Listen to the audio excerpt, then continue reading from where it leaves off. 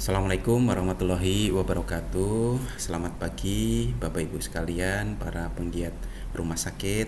Pagi hari ini saya akan menyampaikan berbagai informasi berkaitan dengan manajemen rumah sakit.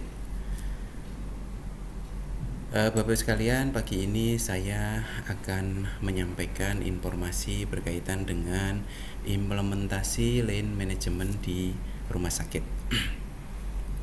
Apa itu lean management? Jadi lean management itu adalah metodologi perbaikan proses untuk memberikan layanan yang lebih baik, lebih cepat, dan lebih murah dengan mengidentifikasi waste atau menghilangkan waste untuk menaikkan value. Nah, lean secara definisi adalah strategi yang dirancang untuk menanamkan budaya continuous improvement di mana setiap orang berusaha untuk menghilangkan waste dan dalam proses dan menambah value yang terus lebih baik bagi pelanggan. Kemudian bagaimana lean di pelayanan kesehatan? Lean di layanan kesehatan itu adalah sistem manajemen yang dirancang untuk mengembangkan budaya continuous improvement bagi setiap orang di rumah sakit dan pelayanan kesehatan lainnya untuk meningkatkan value pelanggan dengan menghilangkan waste dan memanfaatkan tool yang tepat. Nah, ibaratnya seperti ini Bapak, gambarannya seperti ini Bapak sekalian. Jadi lean waste itu gambarannya seperti ini. Jadi dengan lean selalu ada cara lebih baik, lebih simple, lebih safety dalam kita bekerja. Nah, Bapak sekalian, ini prinsip-prinsip lean. Ada 5 prinsip lean. Yang pertama adalah value. Jadi mengidentifikasi value. Kemudian setelah kita mengidentifikasi value, itu kita membuat value stream mapping atau memvisualkan aktivitas proses dalam bentuk flowchart. Kemudian flow, prinsip yang ketiga itu membuat proses untuk terus berjalan atau mengalir. Full itu menyediakan sumber daya ditarik dari kebutuhan pelanggan. Kemudian perfection itu to the best atau pertahankan yang sudah bagus dan standarisasi proses. Ini prinsip-prinsip lean Bapak Ibu sekalian. Nah, kemudian implementasi lean di manajemen rumah sakit itu prinsipnya adalah mengimplementasikan prinsip-prinsip lean thinking tadi. Nah, nanti kita bahas di bawah Bapak Ibu sekalian. Nah, ini untuk mengimplementasikan lean kita tentunya perlu langkah-langkah. Yang pertama tentunya adalah pelatihan, sosialisasi penyadaran tentang proses dan waste atau non value added atau waktu yang tidak langkah yang memang tidak diperlukan. Kemudian mengidentifikasi suatu proses menggunakan value stream mapping. Kemudian dari value stream mapping ini kita buang NVA-nya atau non value added atau menghilangkan tahapan proses atau kegiatan non value added serta mendesain proses baru. Setelah itu muncul siklus baru untuk terus meningkatkan efisiensi dari proses yang ada dan tentunya dengan menggunakan tools yang terstandarisasi. Nah, ini Bapak sekalian, ini sekarang kita sampai pada prinsip-prinsip lean tadi. Prinsip yang pertama adalah mengidentifikasi value dan waste. Mengidentifikasi value pelanggan ini sangat penting Bapak sekalian. Jadi kalau pelanggan di rumah sakit itu tidak hanya pasien, tapi juga pelanggan internal, baik itu karyawan maupun manajemen.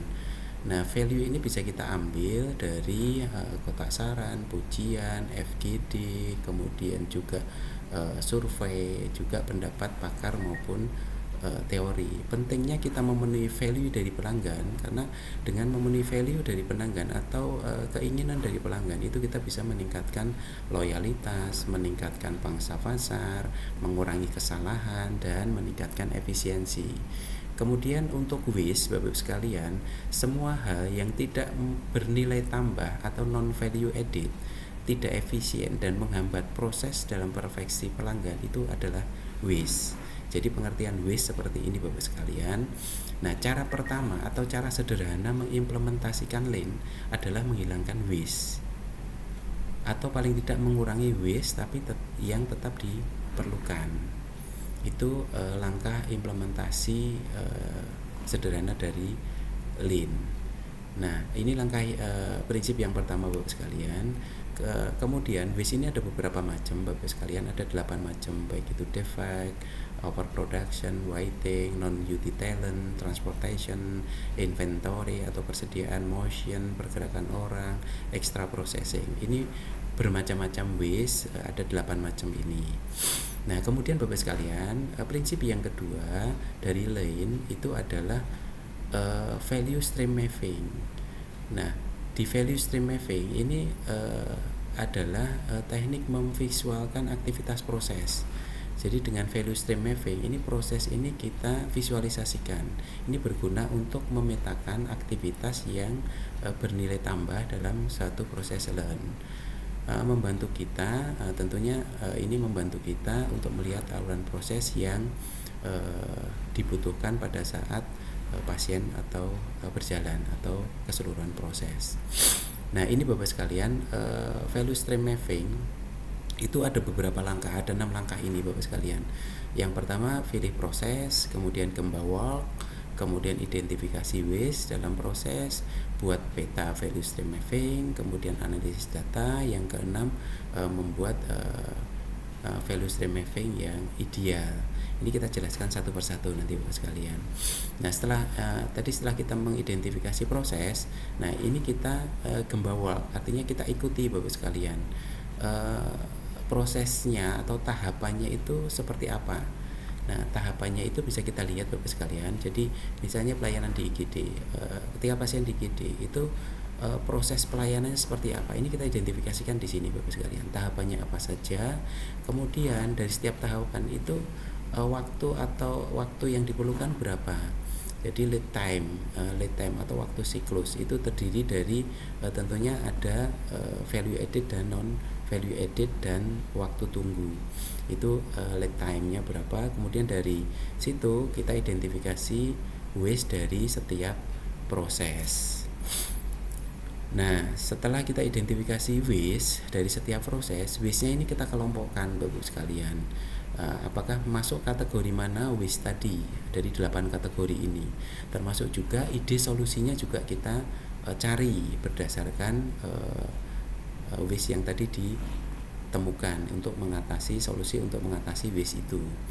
Nah, setelah itu Bapak Ibu, prinsip langkah yang keempat dari VSM atau value stream mapping itu membuat peta value stream mapping. Jadi di sini Bapak Ibu sekalian, proses-proses tadi itu kita gambarkan. Jadi proses yang pertama ini apa, proses yang kedua ini apa, yang ketiga apa, kemudian waktu yang diperlukan. Cycle time ini terdiri dari value added dan non value added. Kemudian waktu tunggunya berapa untuk ke tahap proses yang kedua. Di proses kedua pun juga seperti itu Bapak sekalian. Waktu yang diperlukan berapa, value addednya berapa, non value addednya berapa. Kemudian waktu tunggu untuk sampai proses yang ketiga ini berapa juga dijelaskan Bapak sekalian. Kita hitung. Nah, nanti dari sini semua ini muncul lead time. Lead time itu berarti penjumlahan dari cycle time dan waiting time. Nah, dari situ Bapak sekalian nanti kita akan bisa menghitung value added ratio-nya berapa. Jadi misalnya proses ini value added ratio-nya adalah 27% misalnya. Jadi value added ratio itu didapatkan dari value added dibagi dengan lead time atau total waktu. Nah, setelah itu Bapak sekalian kita lakukan analisa data. Nah, analisa data tadi yang pertama adalah tadi yang Bapak sekalian kita hitung VAR-nya atau value added ratio-nya. Value added ratio-nya seperti apa? Kemudian kita akar penyebab WAPE, kita cari akar penyebab dari waste-nya. Bisa dari faktor manusianya, bisa dari sistemnya, bisa dari sistem pengendaliannya, bisa juga dari sumber dayanya. Kemudian dari situ Bapak sekalian kita cari ide atau solusinya dengan peak diagram. Dengan peak diagram itu ada possible, implement, challenge dan kill, PIC.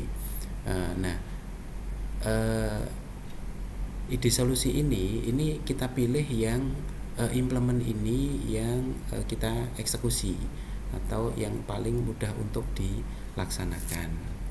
Nah, setelah kita analisa data dan kita buat peak diagram, nah kita membuat value stream mapping ideal atau feature step map. Nah, itu bisa dengan menghilangkan, mengurutkan, menyederhanakan atau mengkombinasikan langkah-langkah dalam proses tadi. Ini contohnya seperti itu Bapak sekalian. Jadi ini di langkah yang keempat dan kelima ini kita hilangkan, kita gabungkan, ini bisa menghemat 30 sampai 65 menit.